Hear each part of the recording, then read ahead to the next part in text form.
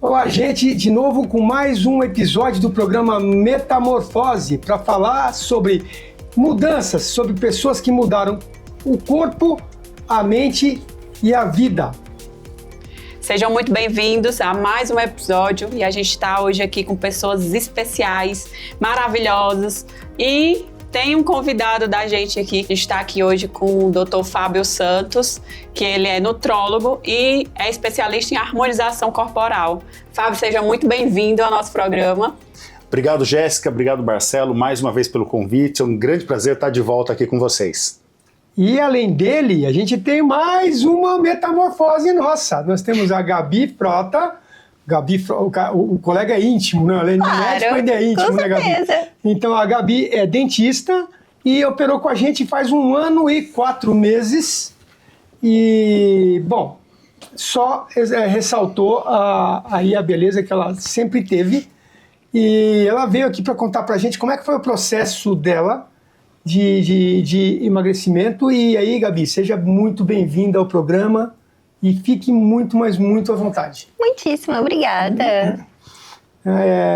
Falando aí um pouquinho já sobre processo, me conta aí um pouquinho, conta para eles, que eu conheço a história, mas me conta como é que foi o teu processo, primeiro de chegar no peso máximo que você chegou antes de ser submetida à cirurgia. Olha, eu sempre fui obesa, desde criança. Então, eu tinha obesidade infantil. E eu sempre lutei com a balança, toda a vida, né? Então, vivia nesse efeito sanfona, emagrece, engorda. Nesse meio tempo, eu desenvolvi um transtorno alimentar. Então, lá pelos meus 18, 19 anos, eu desenvolvi bulimia. E aí, nessa fase, eu perdi peso, obviamente, né? Mas foi, assim, caótico. Acabou com o meu corpo, com o meu psicológico, de várias maneiras. E aí voltei a engordar, depois veio a pandemia, engordei ainda mais na pandemia. Então sempre tive essa dificuldade assim, de manutenção do meu peso. Mas depois que eu terminei a faculdade, eu acabei me mudando de cidade, eu tive uma mudança ainda mais abrupta assim na minha vida. Fiquei muito mais longe da minha família, coisas aconteceram e aí foi só ladeira abaixo. Ganhei muito peso, cheguei no meu peso máximo. Quando a gente operou, eu tava com 145 quilos, com 25 anos de idade. 25 anos de idade e hoje, coisa que nenhum homem deve fazer, perguntar idade ou peso para mulher. Exatamente. Assim. Mas eu posso. No meu caso, com certeza. No meu caso, eu posso, porque é prerrogativa minha, da minha área, né? Mas quanto pesa hoje? 73. 73 quilos. Gente, pode ser que na televisão não apareça muito, mas ela é alta demais. É verdade, ela é bem alta. Então, assim, já chama bastante atenção, porque ela é bastante alta. Então, 73 é um peso muito ok para a altura que ela tem no momento. Eu tenho 1,77. 1,77. Isso assim, tá fantástico, de toda forma. E a gente sabe que tem muita diferença, né? Até o momento, 87% dos pacientes que a gente opera são mulheres, né? Então, o homem é mais difícil tudo, né? O homem não vai fazer exame, o homem não se cuida. E geralmente a preocupação com relação ao cuidado é maior das mulheres, né, Fábio? Eu acho que na tua prática também, na tua clínica, é mais assim, mulher, né? Então, mesmo que eu tenha a proporção de obesos entre homens e mulheres não é tão diferente assim. É um pouquinho superior nas mulheres, mas não é tanto assim. Mas é a questão do cuidado. E eu imagino que para a mulher, eu sei, porque é a minha prática diária, a obesidade ela impõe uma condição muito mais dura de preconceito e de tudo mais. E eu acho que também, Fábio, você como nutrólogo, a Jéssica também como nutricionista, eu imagino que vocês também devem ter muito mais esse perfil, né, de paciente. A paciente mulher, ela tem uma série de características um tanto quanto diferentes. É mais difícil você ter adesão ao tratamento do homem. Entendeu? Mas o homem, ele emagrece muito melhor, mais rápido. Eu sei, fiquem com ódio, mulheres, mas é isso. A gente não pode fazer nada. Normalmente é. E tem um monte de outras barreiras. E também eu entendo, né, Fábio, que para você, com a questão da estética corporal, também aí a diferença deve ser muito maior ainda, né? das pessoas que tratam com você e vêm fazer os procedimentos de estética. Como é que é isso na tua prática? Olha só que engraçado, Marcelo. Eu ouvi uma coisa que você disse que me chama a atenção porque acaba se tornando algo que a gente sempre ouve no consultório, essa relação do alimento, a Jéssica como nutricionista deve ouvir muito isso também, essa relação do alimento na infância. O quanto o alimento representa recompensa. Então, principalmente na infância, o que acaba acontecendo? Aquela história que a gente ouvia muito dos nossos pais, dos nossos avós, quem comer tudo ganha presente, quem limpar o prato é recompensado. Eu queria ter assim na sua família, porque na minha casa era muito pior. Porque é mais ou menos isso que a gente vê. Se não comer tudo vai apanhar. Se não comer tudo vai apanhar. E isso acaba gerando esse conflito interno lá desde o começo para poder depois você chegar, nessa questão da obesidade. E quando você chega nesse processo da relação da estética, o que eu vejo hoje muito no consultório é exatamente isso. Os pacientes acabam chegando, porque é uma questão de saúde, não estou me sentindo bem, estou me sentindo mais cansado. Mas lá no fundo, eu que gosto muito de neurociência, estudo muito comportamento humano, lá no fundo o que sempre acaba acontecendo? É 5 minutos de conversa, 10 minutos de conversa, você deve ter a mesma percepção. Porque eu não entro mais nas minhas roupas, eu não me sinto mais à vontade para colocar um biquíni, para colocar um maiô, para ir à praia, para aproveitar. Então veja como a questão da obesidade, do sobrepeso, impacta na vida do dia a dia das pessoas. Mas o que eu coloco sempre é que não é só uma questão estética, porque o conceito de saúde é bem-estar físico, social e mental, inclusive. Então eu costumo, quando vem a esposa e o marido é meio contra o procedimento, eu sempre explico dessa forma. Sabe o aniversário do seu melhor amigo? Não é que ela não foi porque ela não gosta dele, ela não tinha uma roupa que ela se sentisse bem. À vontade. Esse é o ponto. Então, e o julgamento em cima, principalmente das mulheres, com relação a essa questão estética, é muito maior. A cobrança é sempre muito maior. Um homem obeso é um homem obeso. Uma mulher obesa é, aos olhos da sociedade, uma mulher desleixada, uma mulher que se preocupa pouco com isso e esteticamente impacta também nas suas escolhas profissionais, nos seus relacionamentos afetivos e na maneira como consegue conduzir a sua vida. Então, e com relação a essa questão da infância, eu sempre coloco isso. Olha, a obesidade é um binômio entre saciedade e gasto calórico. É isso, fundamentalmente, resumidamente, é isso. Então, quando a gente fala em saciedade, o que é que determina a saciedade? Eu tenho um botãozinho de eu regule, eu tenho uma canetinha, tenho alguma outra coisa, mas botão eu não tenho. Certo? E quem é que disse como é que é ser o seu apetite? Duas coisas, uma questão genética. Existe casos de obesidade monogenética, em que um gene simplesmente faz com que uma criança, por exemplo, não sinta saciedade. E ela é obesa por isso. Tá? Então, existe a questão metabólica. Como é que a gente faz? A gente regula, tem um botãozinho de regular metabolismo? Também não tem. Portanto, não se escolheu a obesidade. Tá? Agora, como uma questão multifatorial, quem veio de família, quase todo mundo, né, em São Paulo, Brasil afora, assim, que vem de família de ascendência italiana, portuguesa, espanhola, Ruiz, espanhola, imagino, a minha família espanhola também. Então, assim, eu entendo que passaram por muita dificuldade. Quem migrou por falta, não migrou por excesso. Só aqui que nós brigamos, no Brasil nós brigamos por excesso. Né? Vão para Miami, vão para, Orlando, vão para Lisboa, porque tem dinheiro a mais. Mas, em geral, a gente vem de uma situação de carência. E aí eles estão acostumados que as crianças, os bisavós, quando vinham no caminho, morriam de fome, entendeu? Ou morriam de uma diarreia, morriam de uma pneumonia, porque eram desnutridos. Então a gente cresceu tentando fazer esse contraponto. Então, se você acha que a mãe é brava para fazer o filho comer, você nunca viu a nona. Entendeu? Que é muito pior. É muito pior. Se a nona dá bronca na mãe, se a criança for magra, ela tinha que ser obesa. E quando a gente gera obesidade infantil, a gente gera um problema cuja solução é praticamente impossível sem procedimento. Porque assim, continua, né? você cresceu obeso, os adipócitos que você tem, você vai levar para a vida. Adipócito é a célula de gordura. Quando você emagrece, você diminui o tamanho do adipócito, mas você não diminui a quantidade elimina, né? deles, né? Não consegue tirar com a Então, limpa, né? e nisso, então, e a questão da saciedade, ela tem um parâmetro muito formado por esse comportamento parental dos pais.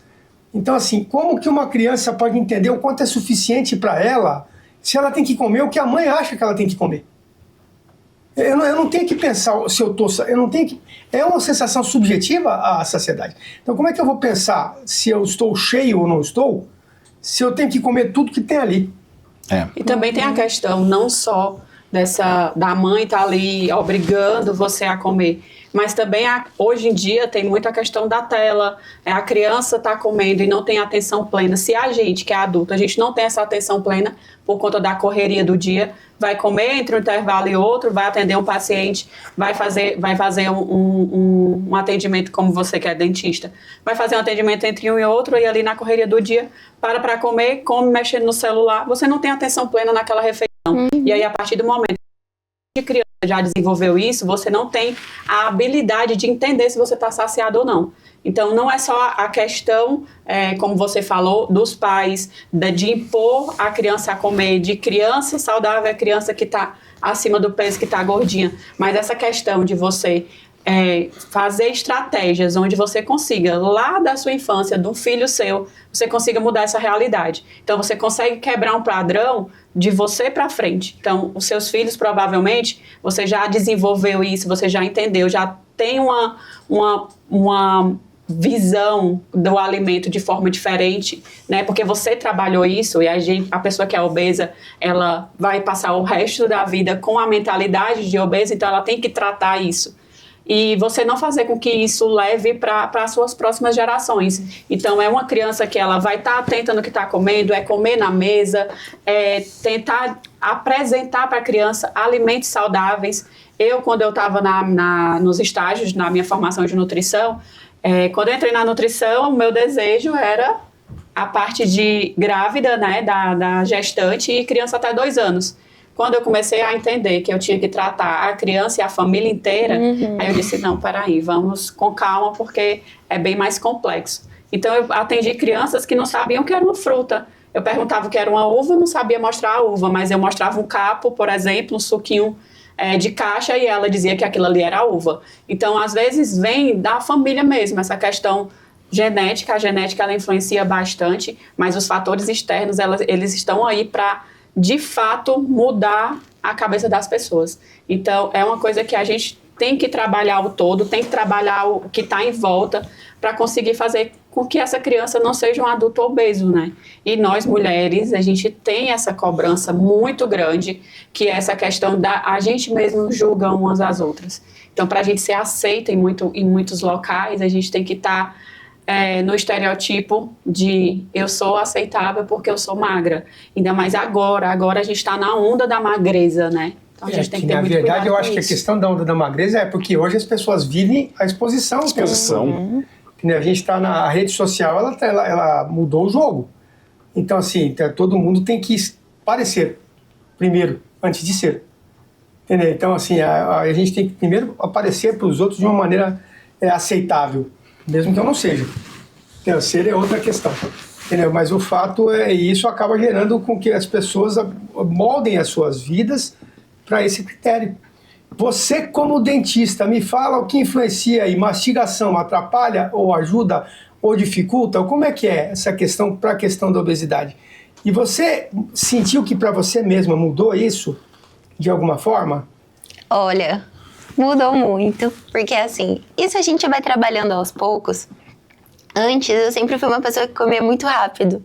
Sempre comi extremamente rápido. Sem atenção plena. Sem atenção plena, isso desde criança. Eu sempre era a primeira a levantar da mesa para ir fazer qualquer outra coisa depois que eu terminasse de comer, né?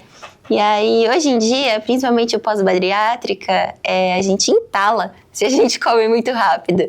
Então, por conta disso, eu comecei a ter um pouco mais de atenção no que eu estava comendo, na velocidade que eu estava comendo, quantas vezes eu estava mastigando.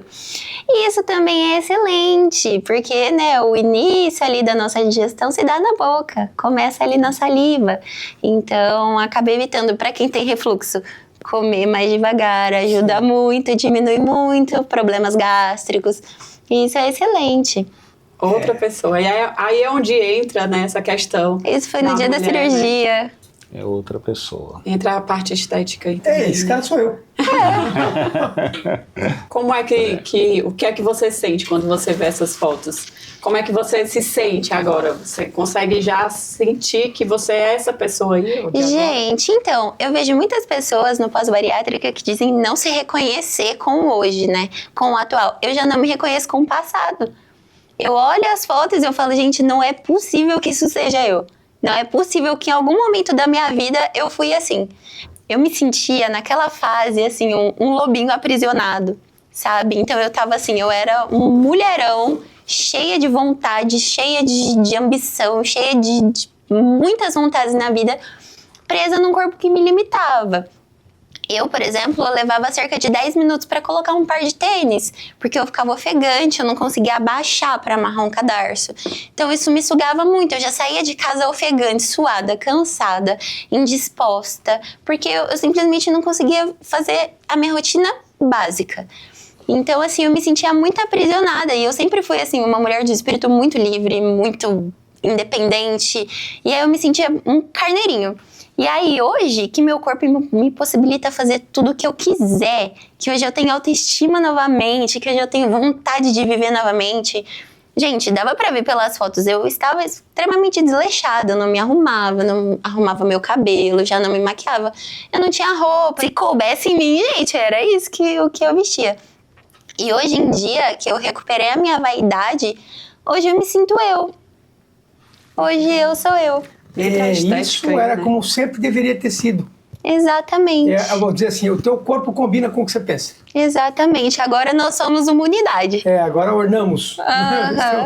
Sou uma pessoa única e plena. Antes eu era a Gabi da minha cabeça, a Gabi do meu corpo. E elas não conversavam, infelizmente. E é uma outra coisa que eu sempre costumo dizer. Para poder lidar com rejeição de rejeição social, a gente forma uma máscara. Certo? Todo mundo. Todos nós, em todos os momentos. Mas sofre menos quem tem uma máscara que é mais parecida com o próprio rosto. Que aí você gasta muito menos energia para ser quem você é. Exatamente. E aí, se eu gasto menos energia, me sobra mais energia para viver. Vida plena. Com tudo que ela representa, com tudo que ela significa, com tudo que ela tem de bom para dar. E aí você consegue focar nos seus outros propósitos de vida. Aí agora fazendo uma outra formação, uma especialização, na verdade, né, Gabi? Que a gente estava conversando. Então aí você começa a ter menos gasto com isso, me sobra tempo para planejar futuro, para planejar vivência, para planejar experiência, para planejar família, para planejar fé, eventualmente, se é o que você curte também.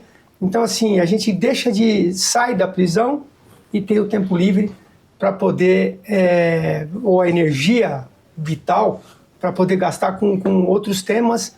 E eu sempre penso que eu achava a vida inteira que eu tinha medo de morrer. Depois eu descobri que não, eu tinha medo de não estar vivendo. E não estava de fato. Então, esse é o ponto. Então, aí você começa a mudar esse parâmetro, as suas decisões de vida, elas começam a ficar melhores. Porque eu começo a decidir viver as experiências que eu tenho vontade. E eu posso, não há o que me impeça. Eu já não ia mais pra praia, eu já não ia mais pra piscina. Eu evitava eventos sociais, eventos com a minha família. Eu evitava ir porque eu sabia que eu ia ser ali o ponto de comentário de todo mundo, de como a Gabi está gorda. Então eu já eu já não participava mais. Me diziam, você virou ponto de referência. Então, assim, triste, gente, é triste. Então, por exemplo, meus amigos que eu não via há algum tempo, eu evitava. Eu sempre inventava uma desculpa pra não ver, porque eu não queria que ninguém me visse naquela situação. Então eu já não queria mais sair, não queria ir pro restaurante, não queria ir pra uma festa, não queria fazer nada. Gente, hoje eu faço tudo. Dr. Marcelo que me acompanha, eu não paro em casa. E a gente é de um lugar muito quente do interior. Eu sou de Presidente Prudente, Presidente Bernardes, para fazer jus, para o pessoal de Bernardes não reclamar, né? Mas eu falo Presidente Prudente, que é a cidade maior da região, né? E ela é também da divisa com Mato Grosso, uma cidade muito pequena, também muito quente. Muito quente, é 40 graus à noite, gente. Estude menu, se beijo, estude.